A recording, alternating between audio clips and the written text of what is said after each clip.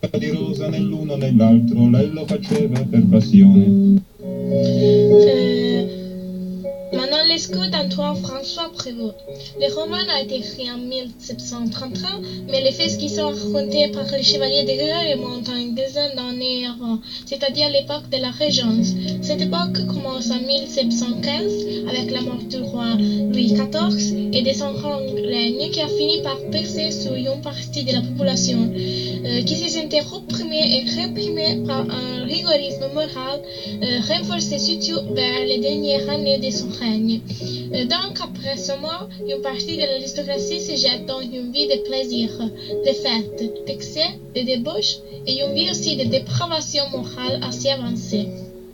C'est un roman d'analyse, c'est donc sur cette régence que va se dérouler l'histoire personnelle du petit chevalier de Gueux et de Manon Lescaut. C'est un roman d'analyse où le narrateur s'analyse lui-même et il analyse les effets de la passion amoureuse. Mais c'est aussi une histoire qui nous donne un aperçu de la société de cette époque. La scène d'ouverture au tout début est la du marquis de Renoncourt qui rencontre le chevalier de Gueux et écoute les récits que de Gueux lui fait de sa propre passion amoureuse avec Manon Lescaut.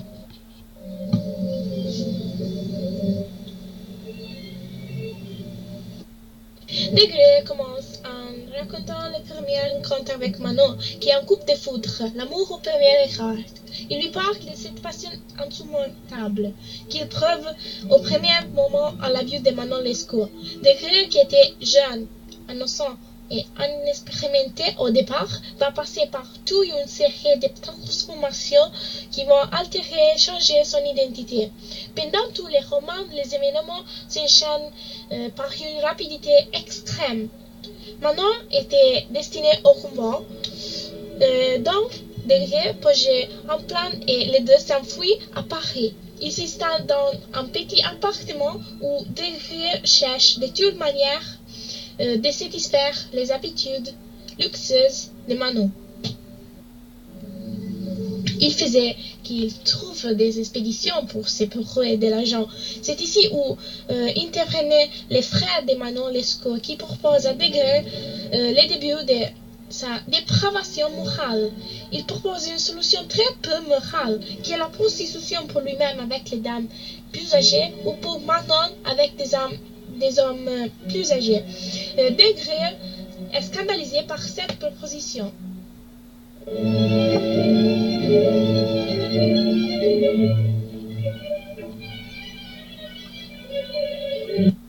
Les frères de Manon lui proposent ensuite une autre solution un peu moins amorale et inacceptable, qui finira d'ailleurs par accepter, qui est de tricher au jeu.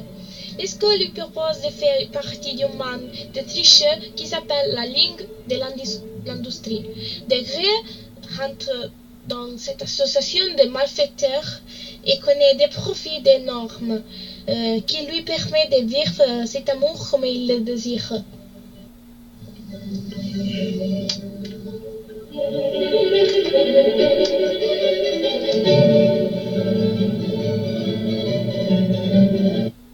Manon lui va être infidèle et l'abandonne pour 3 fois pour des hommes plus riches car elle ne peut pas supporter de vivre dans la misère et par 3 fois lui va pardonner.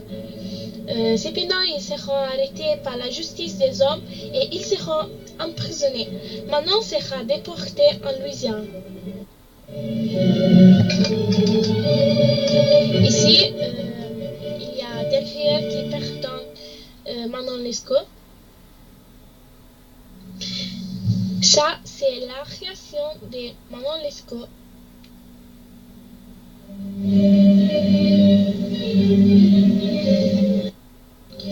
Ils vont passer quelques mois là-bas et la fin tragique de leur histoire se déroulera là-bas puisque Manon finira par mourir et le chevalier rentrera ensuite en France et rencontrera le marquis de Rencourt et lui fera le récit de cette histoire. Donc,